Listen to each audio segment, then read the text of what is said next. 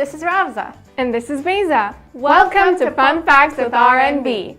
Today we're going to be talking about the incredible world of plants. Really, Beza? What is so incredible about them? Well, Ravza, for example, they produce oxygen for our world with photosynthesis. What is photosynthesis? It's called photosynthesis, Ravza. It is a process in which plants consume carbon dioxide, water, and sunlight to produce oxygen and food. Now, on to the video. Have you ever wondered how plants feed? To answer this question, we need to understand photosynthesis.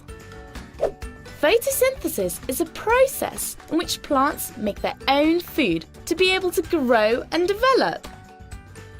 In order to perform photosynthesis, they need various elements: sunlight, carbon dioxide obtained from air and water, and chlorophyll, which is a green substance that all plants have and is fundamental for performing photosynthesis, since it could not happen without it. By the way, chlorophyll is what gives all plants their green colour. But how does photosynthesis take place?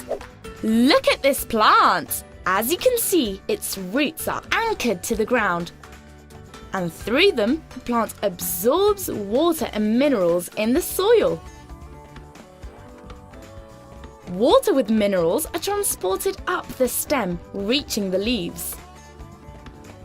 The leaves are full of tiny pores called stomata, which absorb carbon dioxide that the air in their surrounding contains. All this containing water, minerals, and carbon dioxide is called raw sap. Now it's chlorophyll's turn. The chlorophyll in the leaves has all the necessary ingredients for photosynthesis to take place. And when it receives sunlight, the process begins by transforming the raw sap into elaborated sap, which also circulates around the plant and works as food. All plants feed from elaborated sap, and they store it in their roots like a carrot, or in their fruit like an apple or a pear. Now we know how photosynthesis takes place, but why is it so important? Without plants, there would be no life on Earth. We wouldn't have oxygen to breathe or food to feed on. You already know that herbivores eat plants and carnivores eat herbivores. Plants are fundamental for the food chain, and they are also fundamental for our respiration. Actually, when humans breathe, we turn oxygen into carbon dioxide, quite the opposite of when plants perform photosynthesis. A curious fact you need to know is that at night, because plants don't have sunlight to photosynthesize, they breathe like humans do. They take in oxygen and release carbon dioxide. Remember that. And one last thing, so you understand the importance of photosynthesis. When plants absorb dirty and contaminated gases, they transform them into pure air, into oxygen. And this way, they clean the atmosphere and all nature. Plants are the best solution to fight against contamination, don't you think? Goodbye, friends. That's amazing. I also know an interesting fact about plants as well. Really? What is it? My teacher in school said that some plants can eat small insects for their food. These plants are known as carnivorous plants. I've never heard of that before. That is so awesome. I know, right? But can plants possibly eat insects? Insects that land on the leaves of the plant are caught by the surface tension of the water and suffocate. Bacteria starts to decay the insect and release nutrients from the corpse. The plants then absorb the nutrients through its leaves. This leaf feeding can be found in many non-carnivorous plants as well. Now on to the... I had no idea, but I have an even more interesting fun fact for you all. Did you know that chocolate is made from cocoa that grows on trees? I don't believe it. It's true. The smooth brown candy is deliciously sweet. Not all chocolate tastes exactly alike, but it all tastes like chocolate, doesn't it? That's because it comes from the cocoa beans. Cocoa beans are little beans found in the pods that grow on cocoa trees. The pods are orange and are about as big as a small pumpkin. They look like a football with some air out of it. When the pods are ready to be picked, they're cut open so the beans inside can be taken out and roasted. Roasting the beans dries them so they can be crushed into cocoa, or you can say chocolate powder. So I guess you can say chocolate grows on trees. If you still don't believe me, then just listen to Josie. Who's Josie? My name is Joseph. I'm in South America, taking a break from the great plant hunt. Did you know that chocolate comes from a plant called the cacao tree? I've come to the rainforest to see how the cacao tree grows. The tree produces seeds that can be used to make delicious chocolate. There goes Toucan with some cacao seeds. Let's follow him to a cacao tree. Have you noticed these flowers on the trunk of the tree? The cacao tree produces these small white flowers and large pods. Did you know that the tree needs help to grow these pods? It's quite a sweet story.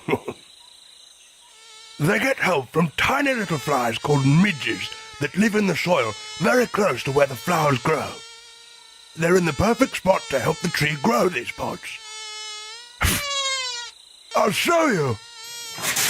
The midges usually visit the cacao flower in the early morning and crawls inside to look for nectar. Inside the flower, they are covered in powder called pollen. This pollen is carried to other flowers as the midges fly from tree to tree, snacking on delicious nectar. With this pollen, the flower starts to grow into a cacao pod with seeds. It is the seeds inside the pod that are used to make our chocolate. Delicious. Other animals like toucan eat from the cacao tree too.